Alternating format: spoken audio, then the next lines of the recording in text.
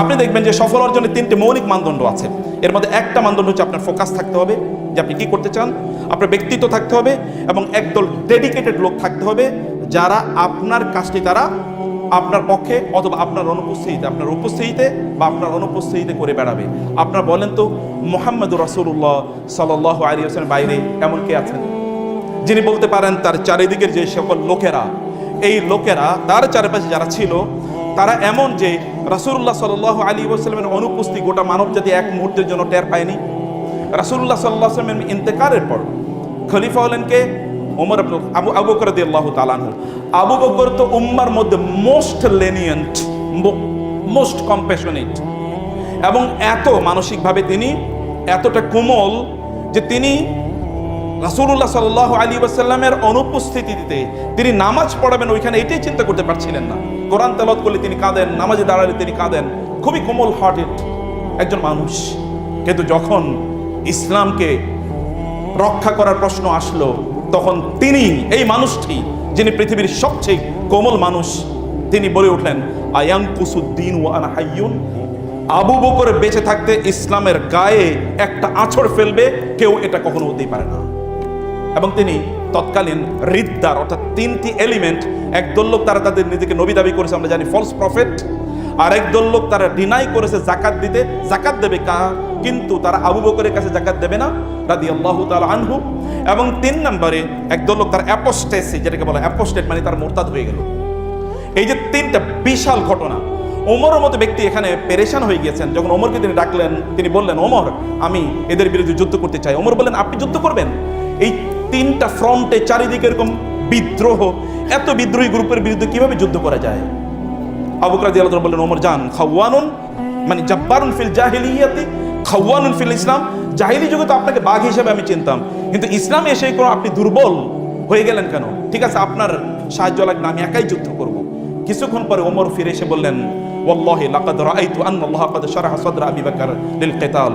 আল্লাহর কসম করে বলি, আবু বকর, আমি যখন ফিরে যাচ্ছিলাম তখন আমার অন্তরে এরকম ইলহাম হলো যে আল্লাহ তাআলা আপনার হৃদয়টাকে যুদ্ধের জন্য প্রশস্ত করে দিয়েছেন।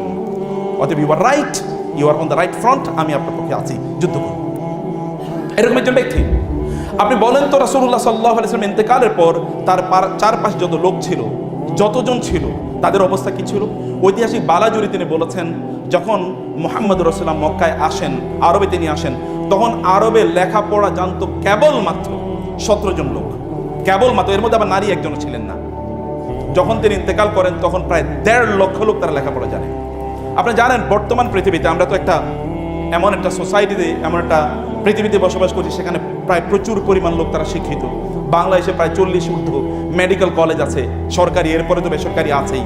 আপনাদের এখানেও শুনলাম প্রচুর পরিমাণ নারীরা এখন শিক্ষা, এখানে শুনলাম যে 2/3 হচ্ছে এখানে ফিমেল স্টুডেন্টস। এবং অন্যান্য মেডিকেল কলেজগুলোতে গিয়ে আমরা একই দৃশ্য দেখেছি, সেখানে ফিমেল স্টুডেন্টদের সংখ্যা মেলদের চেয়ে অনেক বেশি। তার মানে অনেক এগিয়ে যাচ্ছে, আলহামদুলিল্লাহ।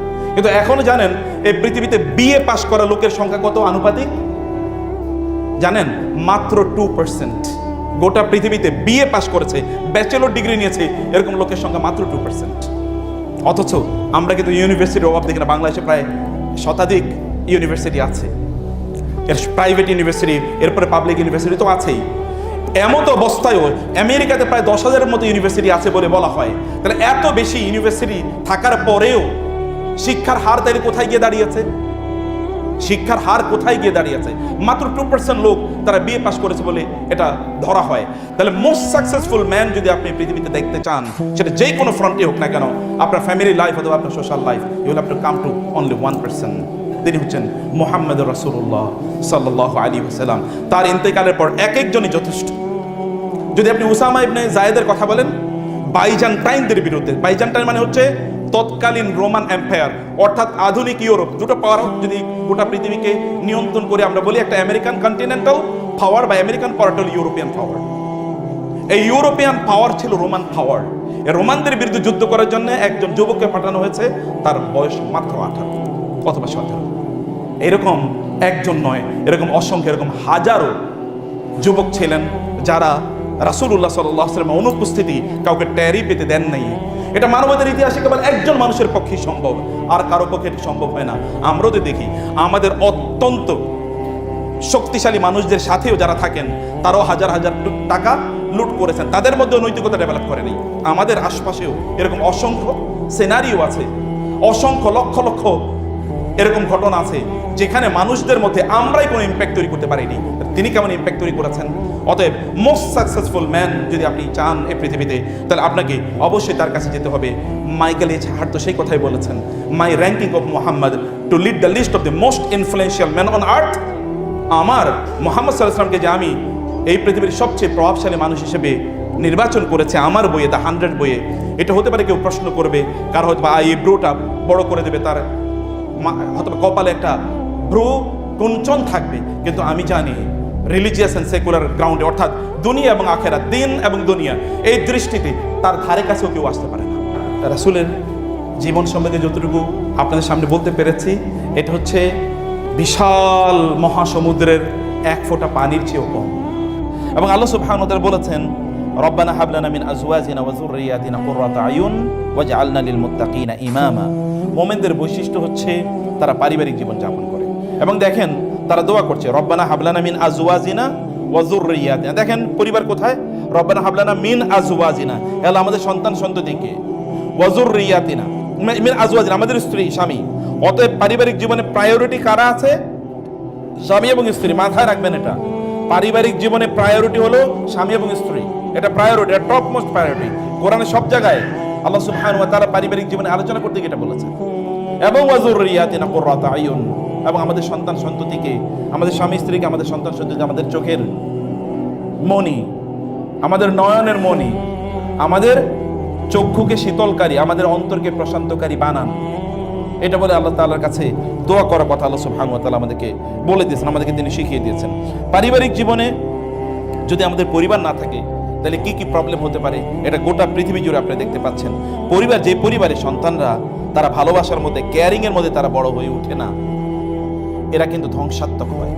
আপনি দেখবেন দুইটা ক্রিমিনাল ধরে একটু দেখেন, জিজ্ঞেস করে দেখেন যে কেন তারা ঠিক মতো তারা বড় হলো না, কেন তারা হতে পারলো না, বা তারা ভালো মানুষ কেন হতে পারলো না। আপনি দেখবেন পারিবারিক সংকট, হয় পরিবারের স্বামী স্ত্রী পরস্পর প্রতি ভালোবাসা ছিল না, অথবা স্বামী ছিল না, অথবা স্ত্রী ছিল না।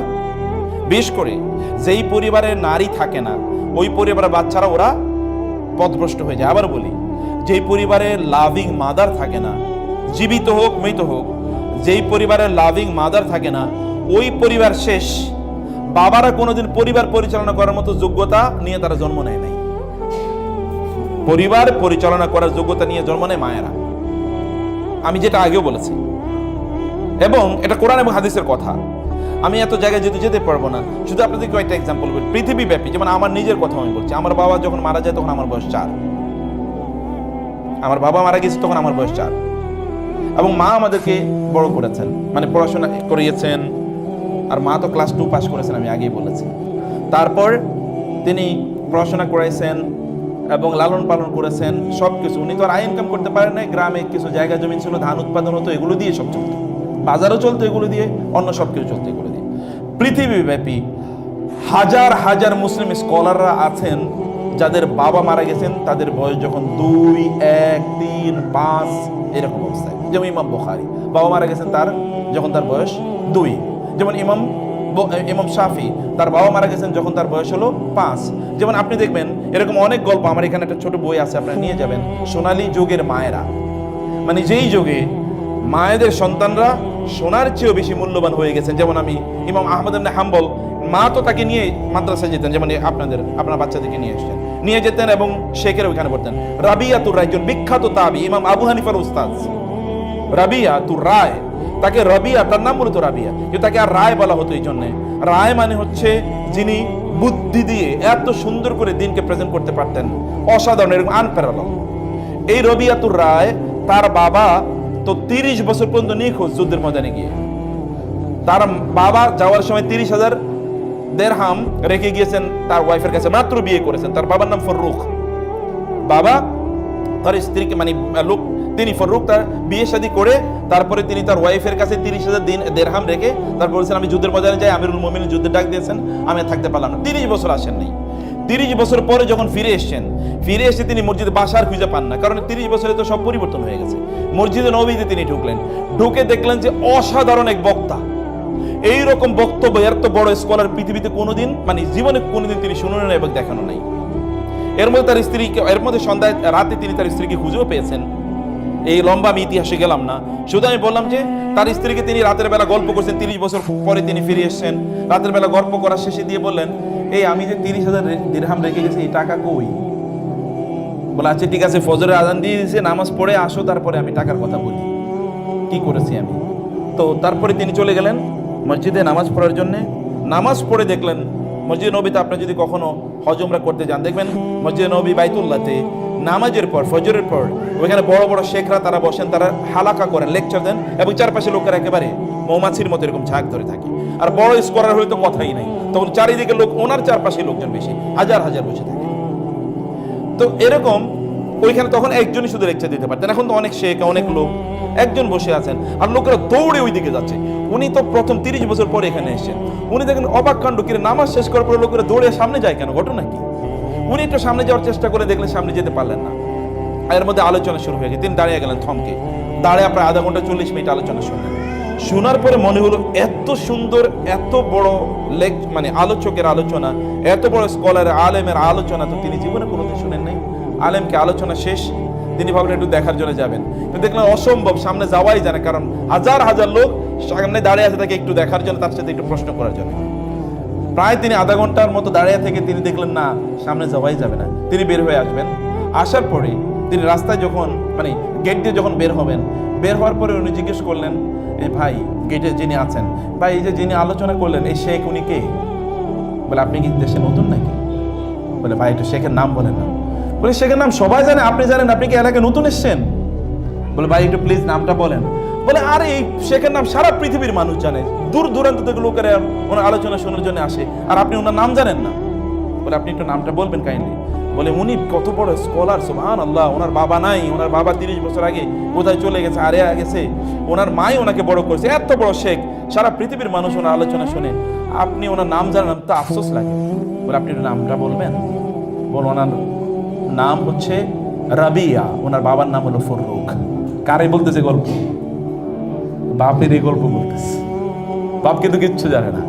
তিনি দৌড়ে আসেন বাসায়।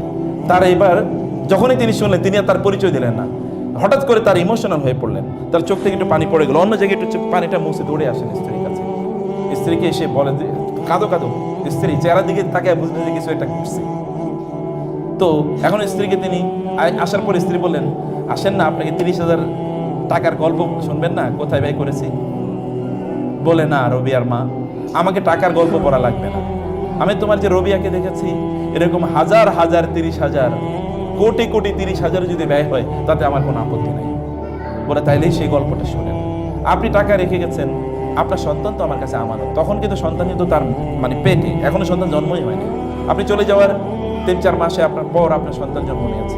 আমি ভাবলাম আপনার টাকা আছে আমার কাছে আমানত, আপনার সন্তানও আছে আমার কাছে আমানত, কোনটা বড় আমানত? আমি বুঝলাম যে আমানত তো বড়, আমানত সন্তান। সন্তান আপনার বড় আমানত সন্তান। আমি চিন্তা করলাম আপনার টাকা দিয়ে আমি করবো কি? আমি এখানকার মদিনার সবচেয়ে বড় বড় শেখদের কাছে আমি গেলাম, গিয়ে বললাম আমার ছেলেটা এতিম। আপনারা হয়তো মনে করবেন এতিমের পড়াইলে টাকা পয়সা পাবো কই, ইত্যাদি ইত্যাদি।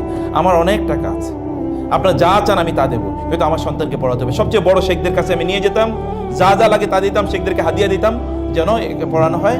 এই হচ্ছে আপনার সন্তান। 30 বছর পর, 30 বছরে পৃথিবীর সবচেয়ে সেরা স্কলারে পরিণত হয়েছে একজন মা। আমি বললাম এরকম অসংখ্য, দেখেন বাপ কিন্তু মানে 30 বছর নাই, 30 বছরে বাপ সন্তান এরকম হয়ে গেছে। মা সন্তানকে কিভাবে তৈরি করেছে? এই জন্যে যেই পরিবারে শুধু মা আছে যথেষ্ট, আর কিচ্ছু লাগে না, কারণ মা হচ্ছে সব কিছু দিতে পারে। মাকে আল্লাহ তাআলা বিল্ট ইন সব দিয়ে দিয়েছেন। শুধু মা ইনকাম করতে পারে না টাকা পয়সা, এতটুকুই। আদারে যদি ফ্যামিলির একটু সাপোর্ট থাকে, অথবা ফ্যামিলিতে কিছু যদি চলার মতো অবস্থা থাকে, তাহলে সন্তান এরকম হতে পারে। মা যদি একটু দিনদার, মা যদি একটু বুদ্ধিমতী, মা যদি একটা বড় স্বপ্ন থাকে যে আমি আমার সন্তানকে এরকম করতে চাই।